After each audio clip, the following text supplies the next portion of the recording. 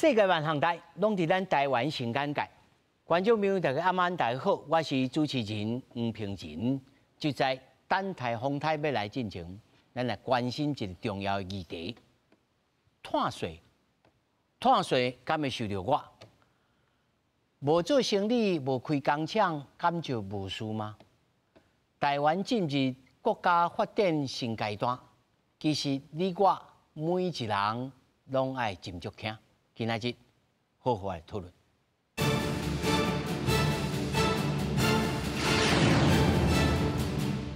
首先紹介現場的來賓，頭一位中央研究院環境變遷研究中心博士後研究學者林木慶。主持人、各位觀眾朋友，大家好，晚安。第二位能源業者張國興。主持人、觀眾朋友，大家晚安，大家好。那麼第三位是咱淡江大學產業經濟學系教授蔡明峰。主持人好，各位觀眾朋友，大家晚安，大家好。那麼第四位是咱台灣碳權交易所董事劉鐵龍。主持人好，各位先進，各位觀眾大家好。是，那麼首先咱就繼續來關心環境部進前舉行的第5擺的碳費的審議會。伊講咧建議碳費的價格對一噸300塊到500塊這個卡度。那麼部長彭啟明表示，若是企業若有積極的減碳，那麼甚至會當適用優惠的費率到100塊。不過就鋼鐵的業者的代表講真煩惱，國內也要收碳費，一旦因要外銷後面。佫愛買碳的這個邊境，佫愛一隻牛剝2擺皮。碳費徵收延期，明年才會正式開始計算。2016年5月正前愛達前一年的排放量，費率還未確定。伊個一噸是扣300塊到500塊。不過，若陣企業有提出自主減碳計劃，就會當摕到較優惠的費率，上加一噸干那扣100塊。不過，伫咧明年6月正前就愛提出計劃。有不少企業攏煩惱講，萬一時效無達到標準，感覺會當有優惠。遇到一些不可抗力的因素，導致目標沒辦法達到，那是否這樣子還可以取得優惠費率？環境部表示，若拄到袂當抵抗的天災，會當申請延期。不過，若陣順前是做袂到，這減掉的碳費都攏愛補納。你要用最優惠的費率，當然要接受最嚴苛的挑戰嘛。吼，你那一年沒有達標，是那一年去補繳差額。某企業代表煩惱講，明年才開始扣碳費，不過這幾年家己做的減碳的數量，感覺有準證。按照環境部表示，唔免煩惱。都可以寬心，我們現在所有的努力都可以這樣子，都會被算在我們的這個減量的一個措施之內了哈。按照鋼鐵業的產品要銷去歐盟，就要依照碳邊境調整機制 CBAM 來申報買邊境，為2016年正式實施。這鋼鐵業就煩惱講，國內愛扣碳費，出口歐盟閣愛收一解錢，恐驚會失去競爭力。如果最後計算起來啊，其實能夠扣抵的部分其實很少的話。那其實，變成台灣的鋼鐵製品真的會被剝2層皮啦。環境部表示，咱台灣扣的碳費確定是歐盟 CBAM 定義的有效的碳價形式之一，確定會當相拄。不過到底會當扣偌濟比例，要是愛等歐盟正式公布扣減的調整計算方式。記者林靜梅、彭耀祖綜合報道。觀眾朋友，咱要用這1點鐘的時間吼，要來講這個新觀念、新做法，甚至是國家的新制度。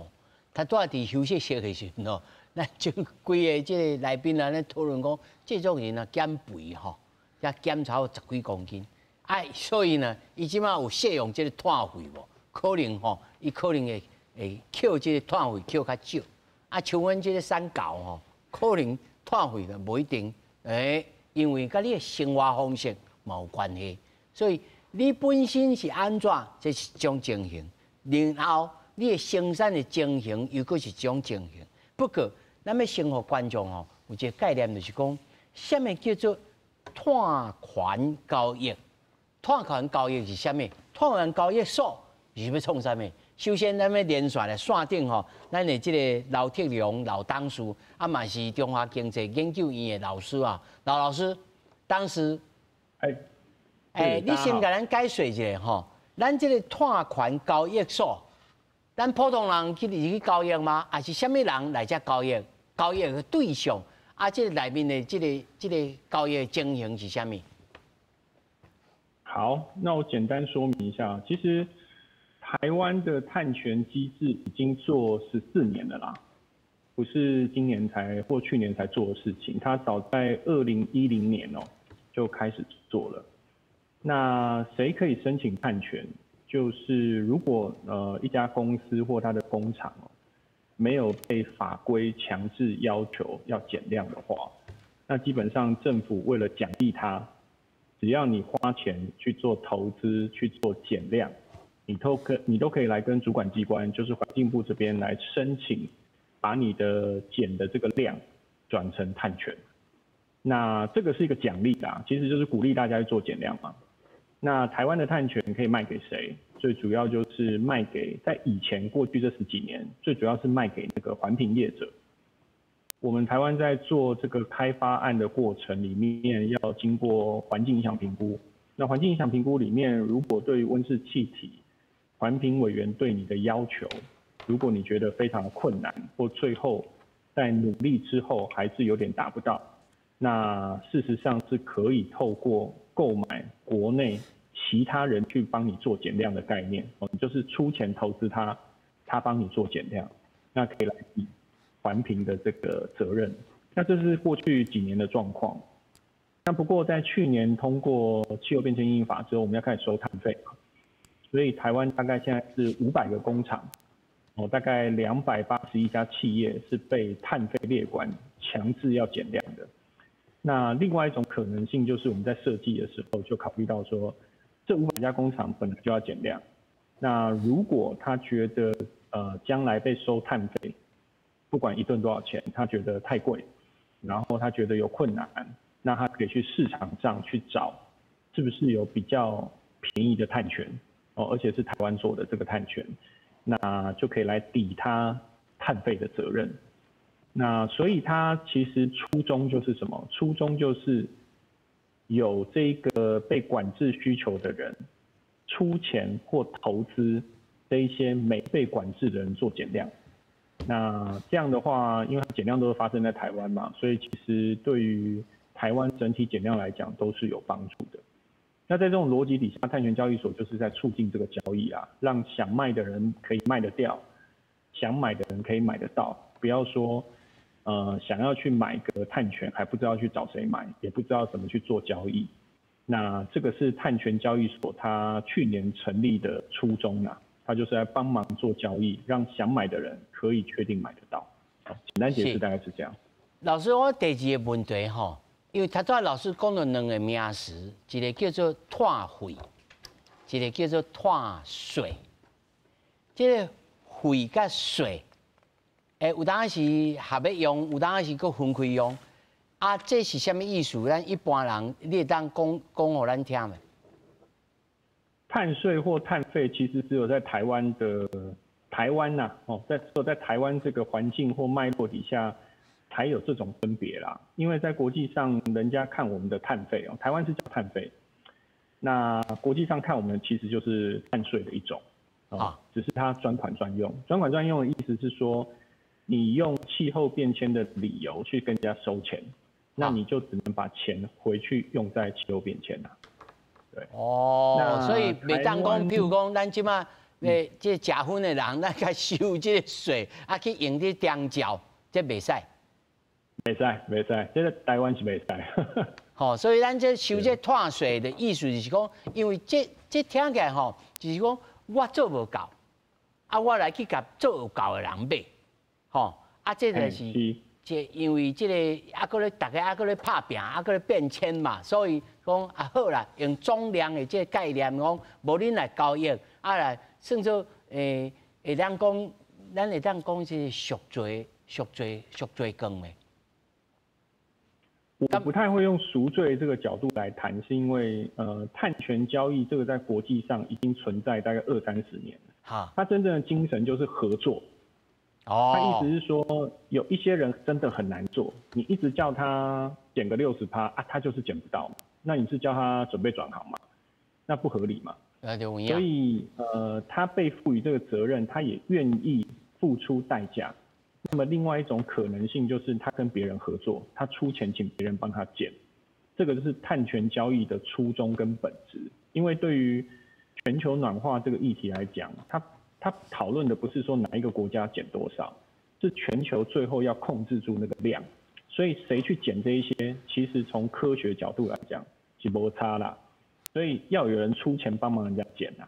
因为最后是地球要控制住那个量嘛，不是说你一定要减个60%，因为你可能在短期内没技术没钱，你不要都走嘛，那只好说我就跟别人合作，出钱给那一些想做但是没有钱、没有技术的人，你去帮忙他做，因为最后是那个地球那个量啊，总量要控制住，不是说一定是哪一个国家要减好、减满、减到什么程度，它其实背后的道理是这样的。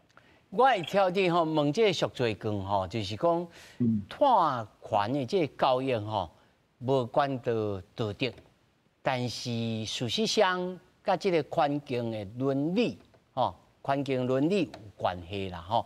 到尾，大家会想讲，无咯，因咧减咱来买安尼就好啊。甚至出现讲有这个洗劣色的吼，譬如讲我这个企业的洗劣色的，不过这是另外一个问题。老师，你稍等者吼，咱来另外3位吼，我有个其他的问题，即请老师来发言吼。刷来要请林老师吼来甲咱讲，他昨咱讲就讲，咱其实已经做14档，开始要做交易。你甲咱说分析者，咱台湾甲外国有差真济无？咱有得着阵无？还是讲无喏？台湾已经落伍足久啊！但有个人讲无啊，因为因咧先进国家吼，迄个北半球的国家人因拢趁溜溜啊，因咧趁超200-300年啊，即摆咧轮到咱去用抽这些，敢会安尼？这道德性要安怎来疗伤？是哦，我先回应是只老师头先有讲，就是咱因为环境影响的评估吼，所以咱其实2020年一定有就是有碳权这个物件吼，毋过吼去年就是咱台湾有通过气候变迁的应用法吼，咱台湾是第18个吼通过这个法，而且吼达2050年的经营碳排吼台立法吼，台湾是全世界第18个，这呼应头拄黄主持人讲的，咱其实这是有对着国际的趋势，有这法律气候变迁的应用法，这有吼我接头拄老师你问老师的问题，我解说一下吼，碳费吼，基本上咱即卖是收的对象吼，较是企业吼企业，你若讲税吼，一般咱来讲，伊是可能台湾的所有的人，每一个人爱收吼，即卖费可能是环境部来收。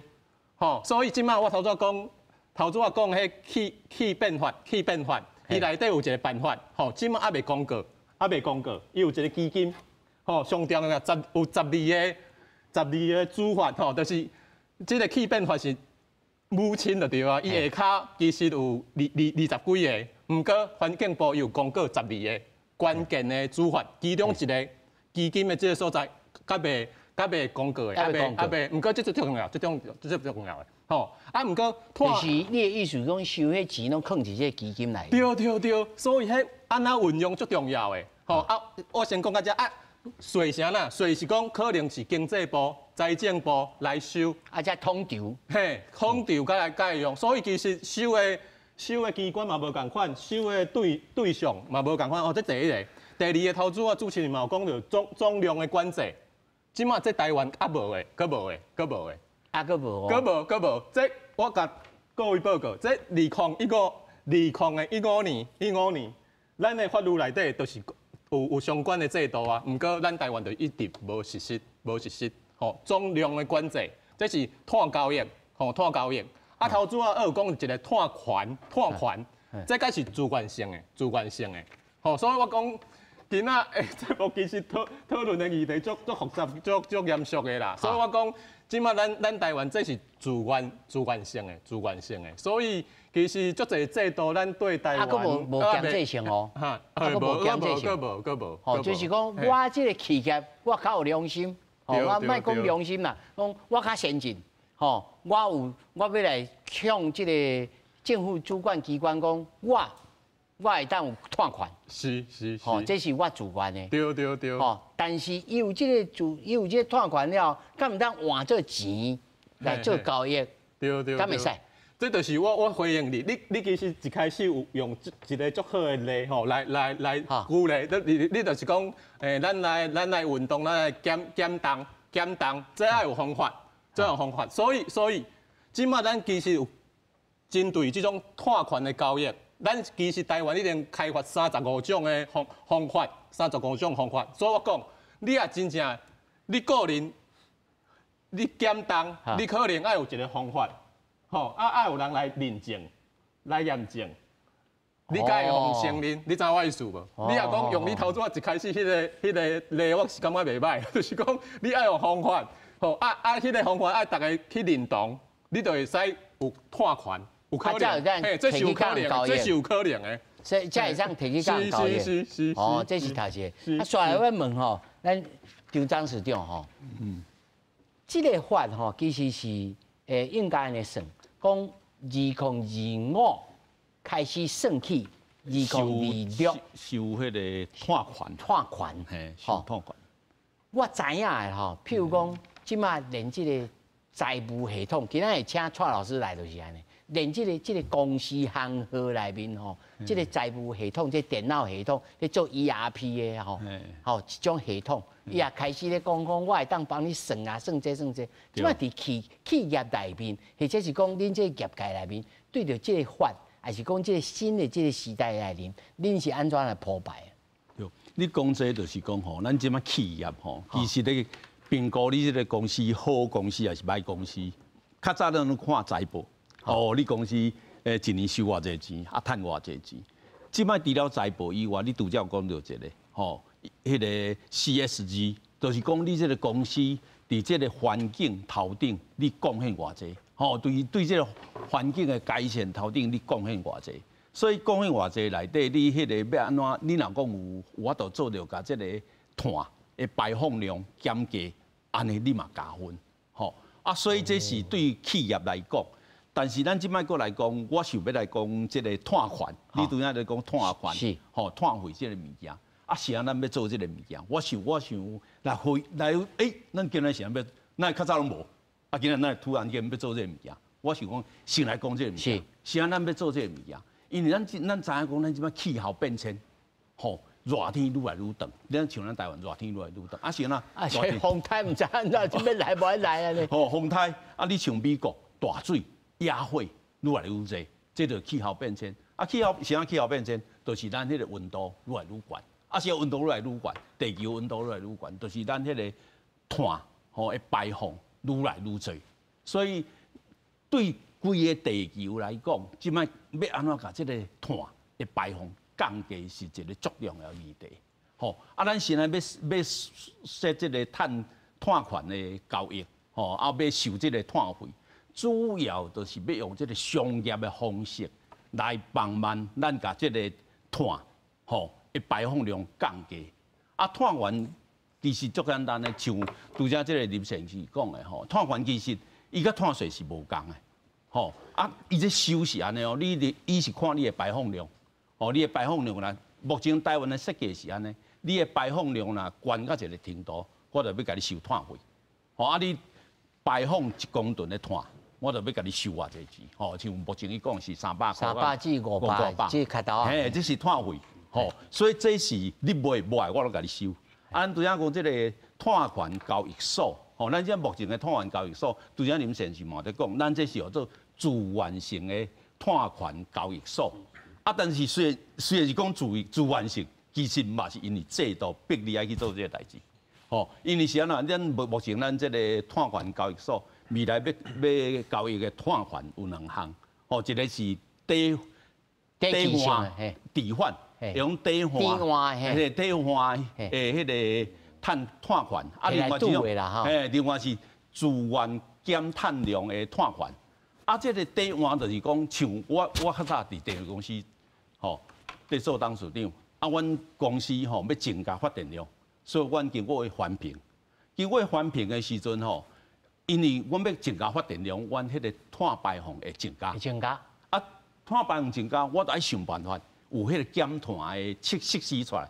环评委员伊才要通过，也要安怎去减碳？较早我拢种树啊，啊种甲规个电厂拢无所在种树啊。尾啊，迄个环评委员就讲，啊无你来买碳权，哦，迄个迄阵啊台湾碳权也未正式。这概念啊，佫无真开发。啊，但是也未正式在买。我就讲啊好啊，你要叫阮买，阮就买啊。哦啊，所以这叫做低。但迄阵是你是算做半自愿性的了，对啦。我为了环评要过关嘛，所以我们在讲这虽然是讲自愿性，但是一般拢唔是足自愿的啦。啊，这吼，啊你这叫做抵换性、低换，就是讲啊，我即摆碳，我即摆电厂要增加发电量，啊，我迄个排放的碳会增加，吼，啊，我爱去减碳。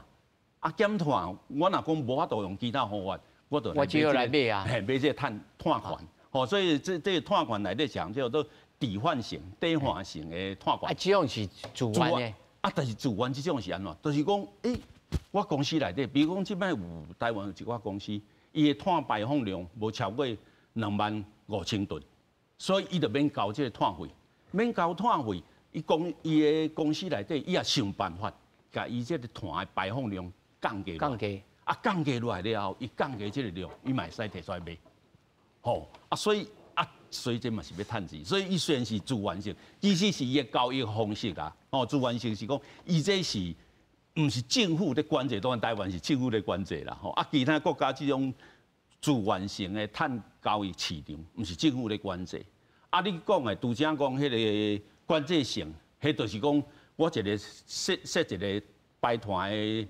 迄个总量，我这个产业内底排碳总量偌济，你若超过，吼，你若超过，你就爱买碳权。啊，我若比这个总量较低，我就用甲我迄个较少的。咱看咱即摆管制差不多是500间的工厂。迄是碳费。嘿，迄是碳费。280亿。嘿，迄是碳费，迄拢爱收的。迄拢爱收的嘛，对不对？收碳费。迄就是政府会当算做甲你。一个目睭咧，甲你金金咧看啦，哦，啊，但是你若是要来交易的时阵，外国嘛会当来买啊，对，哦，这是碳权交易所，系交易所，迄个另外一个，迄就是小等咱就来继续讨论这碳权交易所吼。所以我问蔡老师吼，蔡老师，但有的人会想讲这刷落来，因为工厂啦、慢慢大家会都来增加这个生产的成本啊嘛。要投入新的设备啦，什么这新的工具啦，创啥，慢慢啊，物价就起来啊。嘛有一种叫做绿色的这碰撞啦，哦，也有这种的哦。像咱现在去欧洲看的物价也遮悬，因为人因啥物拢做甲焦掉啊。啊，咱要得着，咱即马这个骹步是底有条。有可能看起来有底有条，但是咱配套的物件，工作有够吗？老师，我感觉第一点啦吼，我是完全无赞成讲啥物啊做绿色的物价碰撞啦吼，因为这个成本是你本来就爱付的啊，你袂当因为你的成本悬起来，啊你的物价悬起来，你就讲这是物价碰撞，吼，这是两件代志，因为经济学内底大家咧讲物价碰撞，主要是针对。这个货币的这个政策来讲，吼啊，你若只是讲你本来爱付的成本你无付，你就讲安尼造成物价碰撞。通常一般会安尼讲的，拢是做侪厂商甲这提出来讲说，啊，因为物价碰撞，所以你袂当调啊悬。甚至有伊的政府官员嘛，武备些情况嘛出来讲，啊，这会造成物价碰撞，阮知影，所以阮会说你是要说23岁，你本来就是爱扣税啊。该扣的税，你若照安尼讲有理的话，咱的营业税、咱的营业所得税啊，规个拢莫扣，安尼咱的物价上袂碰撞。哦，我想主持人应该听我的意思哦，就是讲袂当甲所有你应该爱付的成本，啊，从啊来讲先讲啊，这是绿色的碰撞，物价碰撞，这是无合理的。第二点，我感觉主持人讲到一个重点，就是讲到底即马安尼咧扣这个碳费啊。吼，还是讲碳税啊，好，咱台湾是要扣这个碳费，对着咱台湾去卖伫外国物件，到底是有啥物帮助无啦？吼，会当互咱的台湾的物件，讲互这厂商啊，伫台湾纳这个碳费了后，啊去到欧洲的市场，是毋是会当免落啊？这是一个足关键的问题。拄则张董事长有讲到吼，咱是超过这个2万5千栋的这个企业较爱互扣，啊，若无超过就免扣吼，这有一个问题吼。大家拢，我想咱的观众朋友拢知影，咱台湾其实有足侪即个咱所谓的稳定的冠军吼，咱一寡做即个水五金的啦，吼，还做一寡即个螺丝的，遮个伫咱中南部的遮个厂商，因为的品质足好的，啊，伊可能爱卖去欧洲市场，伊遮个人有可能因为伊的规模较细，所以伊的排碳就较少，伊袂去用扣着碳费。你重要。对，啊，所以伊若袂去，啊，免哪扣。啊，我会讲啊，我的顶手，我的中间有去用扣啊，我是免哪赌。我嘛这是咱来思考清楚的，所以这有一个问题啊，这碳的这个盘查啦吼，你爱甲盘查清楚，嘿，你爱甲盘查清楚，盘查清楚了，你爱了解讲，到底我伫这个生产的过程内底，我用到偌济中间的物件，中间这个物件已经付偌济碳费出去啊。那以咱国家参欧盟谈判的这个标准来看，伊会当低调偌济。咱举另外一个例吼，凡是这个例毋是遐适合，但是我相信对着大家来理解可能会较清楚。比如讲，若一只牛，伊的迄个排碳，啊，我甲煮成牛肉面，掺煮成牛肉汤面，我相信伊这个内的碳费一定是无共。我咧做生意的这个做牛肉面的店啊，我袂去用扣着这个碳费。但是咧生产这个牛肉、这个牛肉场的人，伊会去用扣着碳费。我牛肉面内底若放4块牛肉，掺5块牛肉，还是无放牛肉，我这碗面的成本，我已经纳出的碳费一定是无共款的嘛。是啊。所以爱甲遮的碳的盘查，爱甲盘查清楚了，啊，知影讲顶管迄个顶油的这个产业，下游的这个产业，因的产业的关联到底到什么程度？这拢爱了解清楚了，算出来较会知影讲，那咱这个中小企业，甚至是这较小的这企业，因将来这物件若卖去欧洲市场，看要哪互扣税，无人会讲啊，你规个拢毋知影，啊，你拢毋知影，代表你拢无纳，啊，你卖来我欧洲市场，啊，就规个当甲你扣咧，当做你无扣税共款。我嘛那一开始要讲，我嘛这个问题是咱爱去注意的啦，因为咱第一阶段咧扣的这个碳费吼，拢也是讲啊大企业的啊排碳济先来扣，但是这有一个问题吼，大数中间这个厂商可能伊嘛无遐大竞争力，有法度竞争力会当甲物件卖去这个欧洲市场。但是咱有一寡这个中小企业，因凡是都有这个竞争力，因有法度安尼卖出去。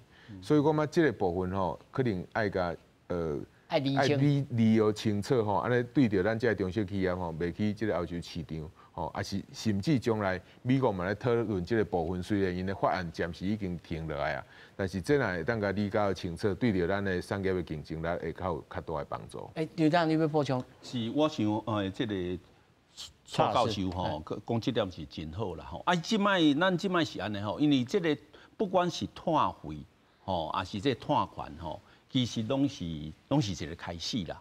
吼，啊，一个开始吼，所以政府你要做的时阵，就你讲的讲要做，啊，老百姓都会惊嘛。吼，厂商就个烦恼啊，啊，老百姓讲哦，这里是物价会起啦。吼，所以一般咧做拢会渐进啦，慢慢啊。所以拄开始吼，比如咱即摆这个排碳收碳费，是你排碳爱25000吨以上。才收吼，啊，这慢慢啊会降价，吼，慢慢会降价啦。标准会愈来愈严啦，愈来愈严，吼，所以这是一个慢慢啊啦，慢慢啊。因为吼，当时我会问安这个问题吼，其实是我知影真侪中小企业伊咧做欧洲生意的吼，伊去年7、8月份的伊就收到真侪 filing 吼，佮叫伊啊填啦，讲嘿，你这吼大盘查，你这有啊无？你头毛烧，什么叫做大盘查？才开始。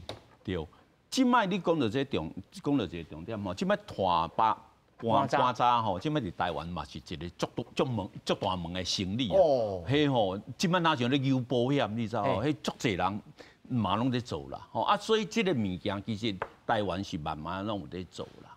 吼，拢有在做。啊，我想这是拄则这个蔡教授讲到一点吼，其实这是咱应该爱做，这是咱的成本啦。你碳源碳费吼，啊你今仔碳费台湾无收，你去欧洲吼，你物件外销去欧洲，吼，咱的碳排放啊比人较悬。人嘛是共阮甲咱收，甲你扣啊，嘛是共阮甲你扣啊。咱只国内扣去欧洲会当低调，所以这对你若讲对外销来讲，其实成本是无增加啦。而且就是讲，咱爱经过这个机制，互咱国内的一寡厂商开始了解讲，我在生产的过程内底，我去想着讲，我爱安怎做，会当甲这个碳的排放量降低，吼啊长期慢慢去计划，吼慢慢去计划啊，甲这碳排放量。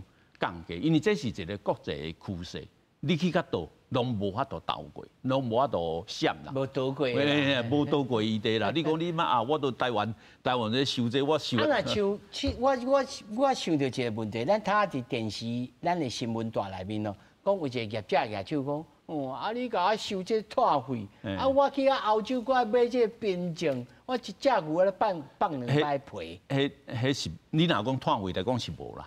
因为碳费啊，但是伊讲我落去买冰镜，安尼算作是有放2摆皮吗？是无啦，吼，实际上是无。啊，当然这是政府爱甲这个业者吼做较好的迄个沟通啦，吼。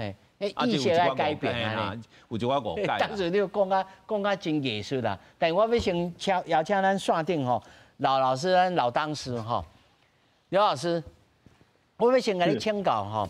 咱的这个碳交易的这个所内面吼，啊，即马有许可甲外国会当来往吗？跟国外应该是说，碳权交易所在世界上都是比较分散的，自己做自己的啦。哦，那我们只能讲说，我们上面有上架国外的碳权。然后10月份会上架，本来是今天嘛，本来是今天要启动，要上架国内的碳权，刚好遇到台风，对，今天就延期啊，延到21号吧。因为老师来参加这个节目啦，所以延期啦。好啦，不，老当时咱吼，你讲咱顶头咱有排价，顶头有上架，外国的碳权有排伫咱遮，超过几间的？大概现在应该是9个还是11个案场，它是一个案子看的。哦，一个 item， 一个 item 你去看的嘛。一个 project 啊，好，计划啦，计划。哦，一个计划啦，吼。一张啦，一张安尼。啊，咱这个碳交易所吼，甲其他的这个国家的碳交易所有所不同吗？还是讲其实是同款？咱国的人员，还是讲外国的人员，还是外商，伊嘛是会当来自由来交易吗？应该这样讲哦，碳交易所这一件事情，其实是因为交易的商品碳权哦，在台湾是个蛮误解的词啊。我们应该把碳权上面的商品分2大类，一种是国家发的许可。哦，就比如说像欧盟这样，它去做所谓的总量管制，它会把大排放源列管，然后发给它许可证，哦，然后让你去做减量啊，你不够可以去买啊。这一种由国家发的许可证，这一种市场一定是政府要出来做交易所，是，哦，这是第一种。那第2种是像台湾这种做10几年，这种叫自愿性。自愿性意思是说它是奖励嘛，你做不做我也不会强迫你啊，你做了就政府发碳权给你啊，碳权你可以拿去卖给环评，卖给那个未来卖给碳费的啊，或者是你自己拿来做一些什么产品啊，或工厂的碳中和啊，这种叫自愿性。那一般来讲，自愿性的碳交所在国际上不太是国家出来做庄啊，不太会是这样的，就是民间企业自己要做平台，他就跑出来做嘛，因为他就赚你手续费啊，这样。所以其实刚才主持人问的问题，我觉得稍微要理清一下，就是有一种碳权，它是国家一定要出来做交易所，哦，那个是总量管制跟许可证，目前台湾没有。彭部长意思是说，之前的新闻都说4年之内可能会做，哦，那但是目前没有。那另外一种就是像台湾这种自愿性的，就不一定是政府出来做交易所，可能民间自己也可以出来做，像新加坡做那个就是民间出来做，那不是政府出来做的、是这样。是，但是老师吼，咱国家许可这种的哦，在我的这个认知内面，可能拢是较大量的排放源呢。咱国家无要出来做庄，主要是什么原因，还是有卡到什么因素，还是什么考量的？台湾现在对大排放源是先收碳费嘛，好，然后将来有考虑要转向做总量管制。那这个故事是因为我们在2015年的时候，我们有通过温管法啊，我们第一部法其实是温管法，2015年啊，那时候我们优先想要做总量管制，但是在沟通的过程里面，因为台湾的企业对于这个制度很不熟悉啊。所以很难形成共识，就是大家都惊哦，满在被做啥，准备一下，然后，所以在后来，可是你反过来讲，收税或收费这件事在台湾做非常久，风水废土都收了啦，哦，升温室气体还没收，所以从制度的熟悉度来讲，其实产业比较知道什么叫收费或收税，他只是在意的是收多收少而已，哦，就是不用花时间再去学啦。但是总量管制这件事情，发现说他要做很多准备，然后厂商也不是很理解，那政府有一些该准备的东西还没准备完成，所以2015年虽然法律有授权，但是一直没有做，一直没有做。那配合刚刚各位在场的各位先进有讲到，可是我们现在遇到一个急迫性是国际上的东西已经就是来得很急呀。所以我们要赶快做这件事，所以后来取舍之下，那我们就先转向大排放源，先来收碳费。这在国际上本来就是有的做总量管制，有的收税费，这个都是有的啦。所以我们只是选择其中一个先来做，是这样的意思的。哦，所以已经逼掉啊，赶紧来做就对啊啦。不过你不爱扣，别人就该扣啊，就是安尼啊。对，你不爱扣，咱家己不爱扣，人别人你出去真正业者嘛是扣掉啦。对啊，是安尼啊。吼，但是老师啊，佫一个吼，他拄咱在也有讨论到，讲业者反映讲我来去买槟榔啊，吼，这吼因为佫有这拖边境的这个关节，吼 CBAM。这 CBAM 吼，咱国要出口去，尤其要出口去欧盟吼，收碳费，咱收碳费会当来抵扣到这 CBAM， 这项代志咱推动较安全，因为我看真侪业者其实头壳还未转过来，你的看法是啥物？这个我也呼应刚刚那个张董事还有蔡老师的说法啦。其实我们有些事情是要讲的精准啊，要厘清一下啦。就是现在欧盟他要做这件事的初衷哦，是因为他在境内有管他自己的厂商哦，然后他的厂商因为被管，所以他有成本。那他境内的厂商也会跟欧盟吵啊，说你这样不利于我的竞争嘛。所以欧盟说不要紧啊，你有被我管嘛，你有碳成本，那将来跟你一样的产品进到欧盟，我就做边境调整，我把它 Q 啦，让你平衡一下，是这个意思。所以初衷是这样啊。那下一个问题就是，那我们就要去看啊，到底他们境内跟我们的管法其实差不多，他们也是大排放源啊，他也没有去 Q 那个小的，这个2.5万吨以下，他也不太去管它，他就是大的，大的排放源管一管这样。也是差不多25000吨以上才会管的，也就是说，其实，在欧盟它自己境内，它也不是每一个产品或每一个工厂都有所谓的碳成本，它那个也要去算。那将来台湾要进去的时候，其实要做的事情就是先去看说，我这个产品在欧盟里面，比如说螺丝螺帽这件事情，在欧盟里面它自己有没有被管？这个产品在欧盟自己有没有被管？然后它被管多少它被管了多少成本？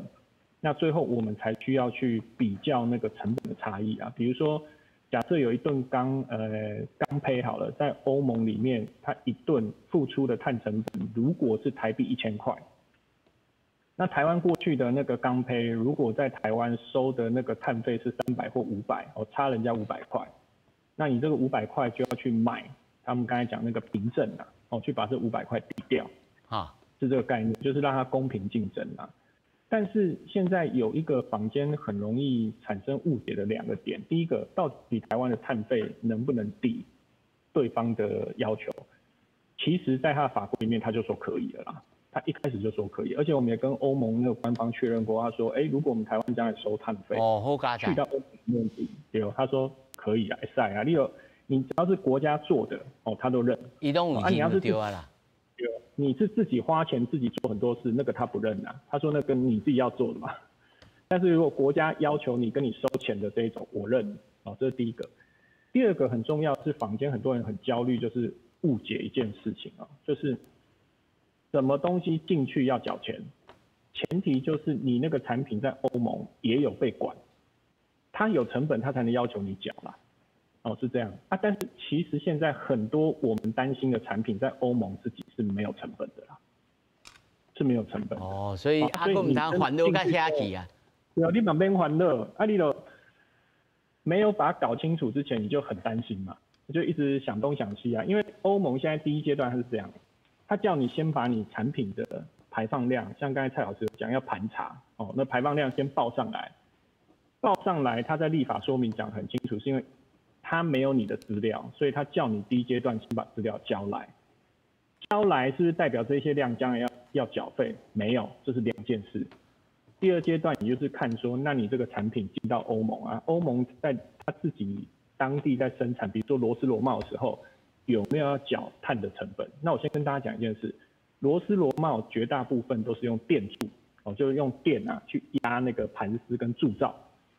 这一种工法在欧盟其实没有什么成本，为什么？因为他们的使用电的排放，欧盟是没有列管的，它没有列管使用者，也就是说使用者用电的排放没有成本。那台湾的螺丝螺帽大部分都是，就是类似的工法，所以你进到欧盟，它现在是一定要缴排放量数据，这个钱你省不了，你一定要去盘。但是第二阶段你要不要缴钱？目前看起来是不太需要，除非他游戏规则改变，因为他自己就没有成本，他不能要求你啊。是这样的。感谢老师，老师你这个线顶稍等的吼，我继续要请教林老师吼，林老师吼，他讲到这个边境的这个管制吼，老师讲啊真清楚。不过，伊咧讲的拢是有管制，或者是有竞争的。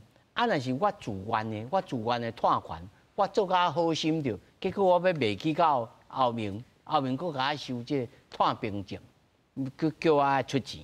我就想讲，我就做戆的，我想怎，我就不爱做啊。这变做一个反效果。这是一种。我的意思是讲，世界各国吼，对着这个收无收，这收无收到底是毋是有一个较有平等的概念，还是讲无？即马大家搁咧塞牛车呢？这其实是安尼吼。头早咱讲后面这西边，其实台湾是安那会收，去年会收气变法，嘛是因为后面的关系啦。其实台湾即马嘛有台湾的西变，嘛有台湾的 CBM， 因为台湾的厂商嘛讲。外国的产品来台湾，咱来收，对，我嘛要来一个。对，台湾其实嘛有 CBA， 嘛有 CBN 啊，这是我要回应。第二个就是头先我讲的2顶杯吼，其实袂用放2解，因为咱若台湾无收，后面会互后面收去。我的意思是，你的杯水是要留在台湾，还是要互后面？吼，这是大家爱去看的吼。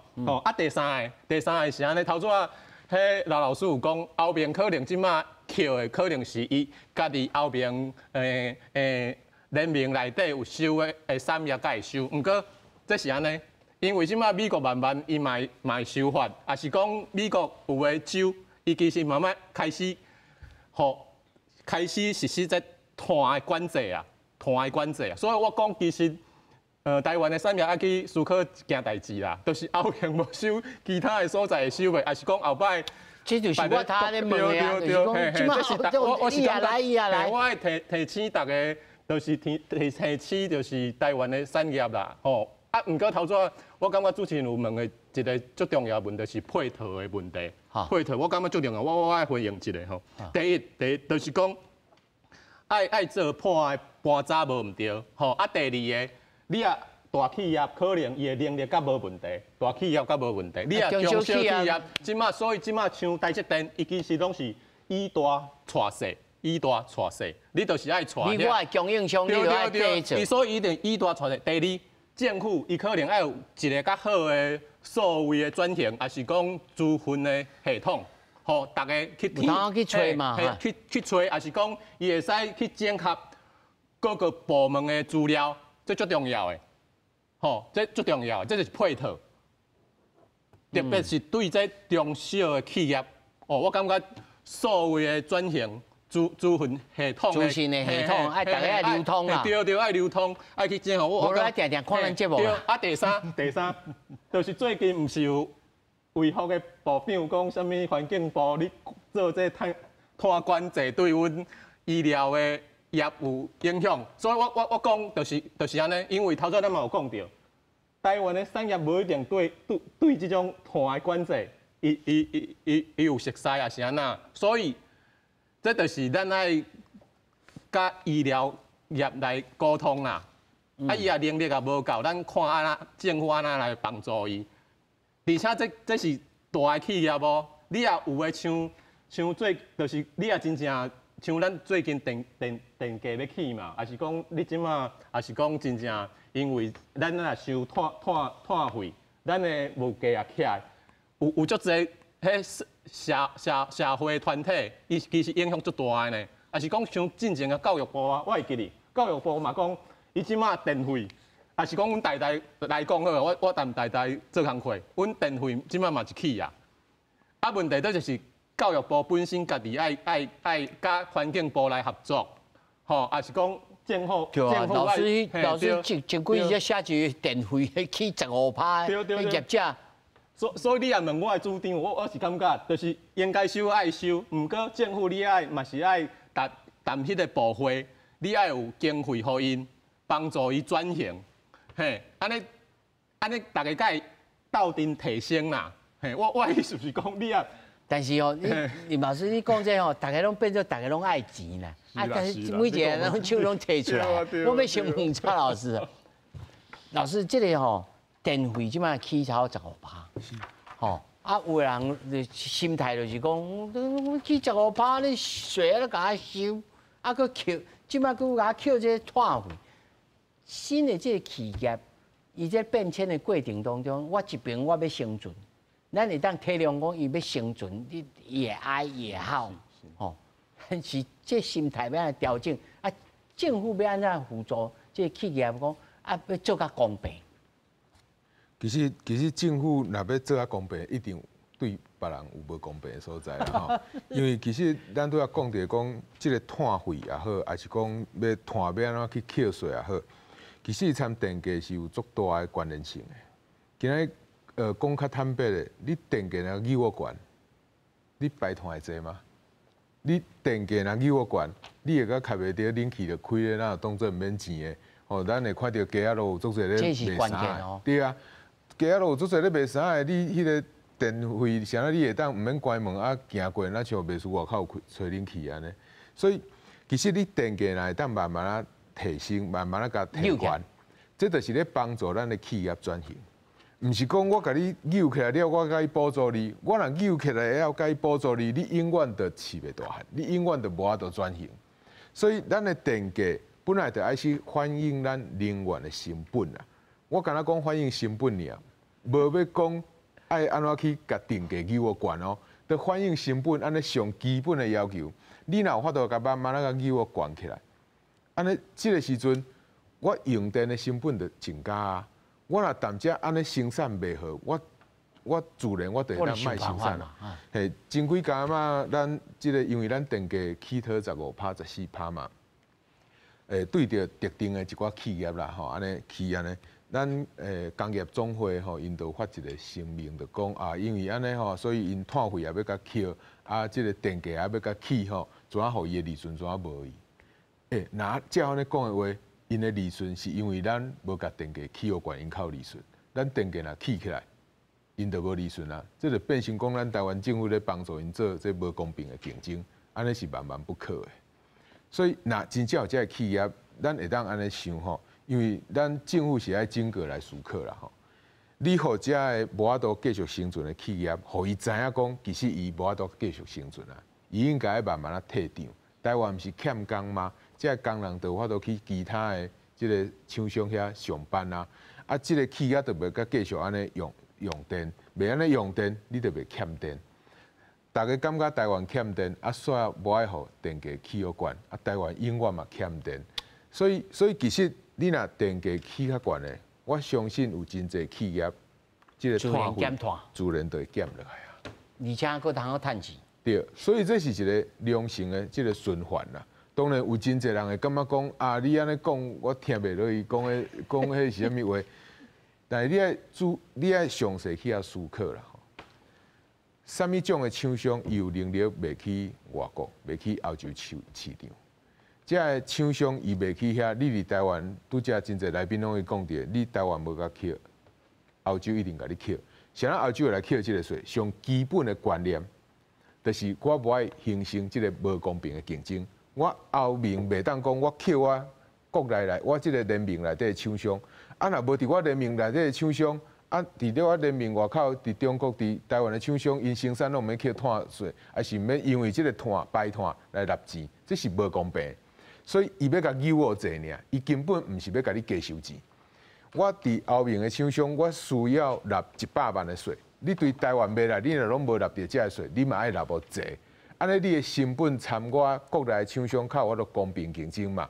无一个加100万的成本，一个无成本。安尼是免哪竞争，就变成无公平的竞争。所以我嘛，观众朋友一个基本的观念讲，人要甲你扣碳税，其实是上基本的这个公平竞争。徛在平等的立场。大家共成本安尼来竞争，较会知影讲啥是较厉害，啥是较无厉害啦。所以我会感觉讲，咱若有法度，互这个电价，吼，咱台湾有真侪物价，会当互伊慢慢啊正常来起起来，咱有足侪的浪费就会减少。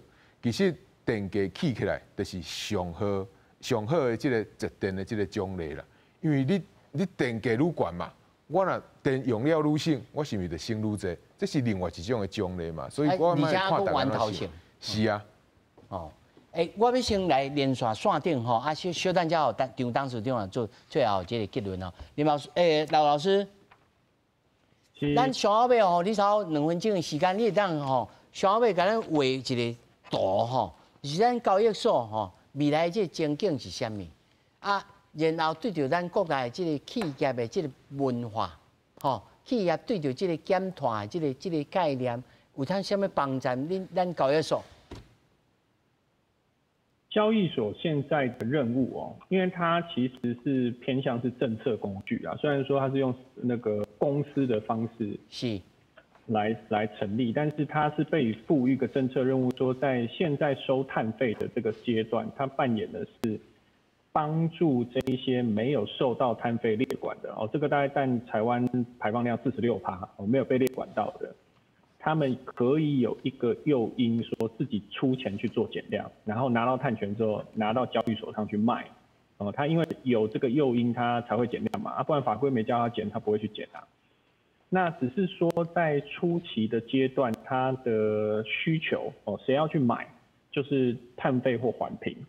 那这个是碳交所现在的任务，就是促进这个2群人哦，就一群是环评跟碳费列管的人，他有碳权的需求。老师，嘛有诱因互因啊，譬如讲个奖励啊，还是安怎有这个其他物件，像部长咧讲，有菌啊，还有宁静地啊。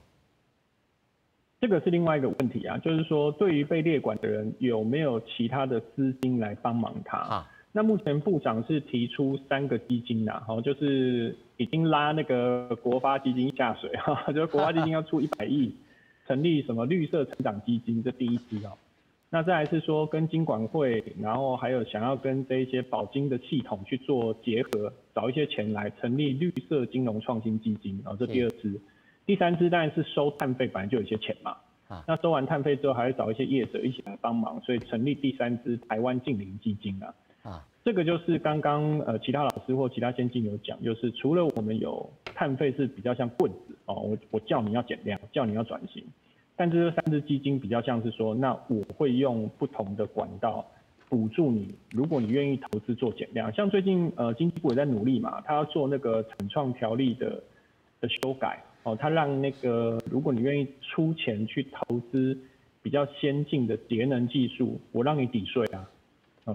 产创条例现在正在修正嘛 ，OK，这个就是从另外一个面向来帮忙，是这样。是，拍摄，当局长，小妹。那我想吼，足简单的啦，这个碳交易吼碳费，这个是一个机制啦。这个机制主要目的有2项啦，第一项是讲要让咱这个环境减碳，让咱这个环境优先；第二个是经济，就是讲咱爱跟其他国家做生意，咱的碳排放。